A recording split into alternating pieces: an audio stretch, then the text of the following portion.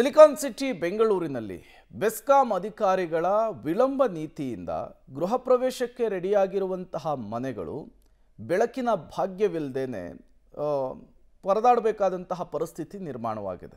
ಯಾಕಾಗಿ ಅಂದ್ರೆ ಇಲ್ಲಿದೆ ನೋಡಿ ಡೀಟೇಲ್ಸ್. ವಿದ್ಯುತ್ ಸಂಪರ್ಕಕ್ಕಾಗಿ ಮನೆ ಮಾಲೀಕರ ಅಲೆದಾಟ, ದಾಖಲೆ ಸಮೇತ ತಿರುಗಿದ್ರೂ ಅನುಮತಿ ನೀಡಲು ವಿಳಂಬ.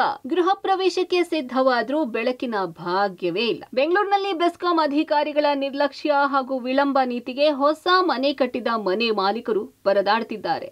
ಹೊಸ ವಿದ್ಯುತ್ ಸಂಪರ್ಕ ಪಡೆಯಲು ಅರ್ಜಿ ಸಲ್ಲಿಸಿದ ಗ್ರಾಹಕರಿಗೆ ಅನುಮತಿ ಪತ್ರವನ್ನೇ ನೀಡುತ್ತಿಲ್ಲ. ಹೀಗಾಗಿ ಗೃಹ ಪ್ರವೇಶಕ್ಕೆ ಸಜ್ಜಾಗಿದ್ದ ಮನೆಗಳಲ್ಲಿ ಕತ್ತಲು ತುಂಬಿದ್ದು ವಿದ್ಯುತ್ ಸಂಪರ್ಕ ನೀಡುವಂತೆ ನಿತ್ಯ ಬೆಸ್ಕಾಂ ಕಚೇರಿಗಳಿಗೆ ಅಲೆದಾಡ್ತಿದ್ದಾರೆ.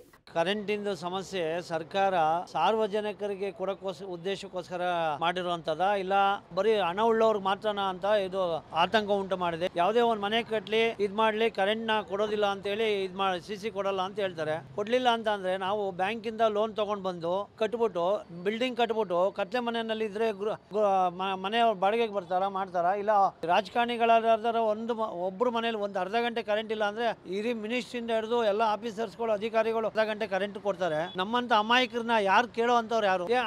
ಬರೋದು 20 ಸಲ ಅಲ್ಸೋದು ಅದಿಲ್ಲ ರೀ, ಅದು ನಮಗ್ ಸೇರಲ್ಲ ರೀ, ನೀವು ಅಲ್ಲಿಂದ ಯೂನಿವರ್ಸಿಟಿ ತಗೊಬನ್ನಿ, ಇಲ್ಲೋ ಯೂನಿವರ್ಸಿಟಿ ತಗೊಬನ್ನಿ ಅಂತಾರೆ.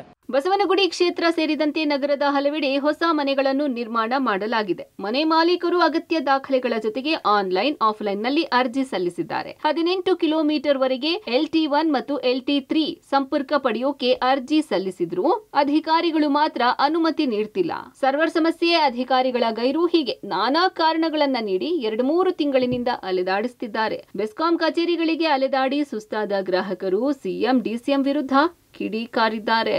ಮೂಲಭೂತ ಸೌಕರ್ಯನೇ ಕೊಡದೆ ಇವರು ರಾಜಕಾರಣಿಗಳು ಬರೀ ಅವ್ರವ್ರ ಅಧಿಕಾರ ಬಡವರ ನೋಡೋರು ಯಾರು ಸ್ವಾಮಿ? ಇಲ್ಲಿ ಕರೆಂಟ್ ಇಲ್ಲ, ಇಲ್ಲಿ ಬಾಡಿಗೆ ಕೊಟ್ಟಕ್ಕೆ ಜನ ಅರ್ಧ ಬರ್ಧ ನಿಲ್ಸ್ಬಿಟ್ಟು ಕೆಲಸಗಾರರು ಸಿಗ್ತಾ ಇಲ್ಲ. ಹಾಗಾದ್ರೆ ನಮ್ಗೆ ಕರೆಂಟ್ ಇಲ್ಲ ಅಂದ್ರೆ ಯಾರು ಸ್ವಾಮಿ? ದಯವಿಟ್ಟು ಸರ್, ನಾವೆಲ್ಲಾ KEB ಬೆಸ್ಕಾಂಗೂ ಹೋಗಿ ಕೇಳ್ತಾ ಇದೀವಿ. 1200 ಅಡಿ ಕೊಡ್ತೀವಿ ಅಂತ ಹೇಳ್ತಾ ಇದಾರೆ, ಅದನ್ನು ಕೊಡ್ತಾ ಇಲ್ಲ. ಇವತ್ತು ಬನ್ನಿ, ನಮ್ಗೆ ಇನ್ನೂ ಆರ್ಡರ್ ಕಾಪಿ ಬಂದಿಲ್ಲ.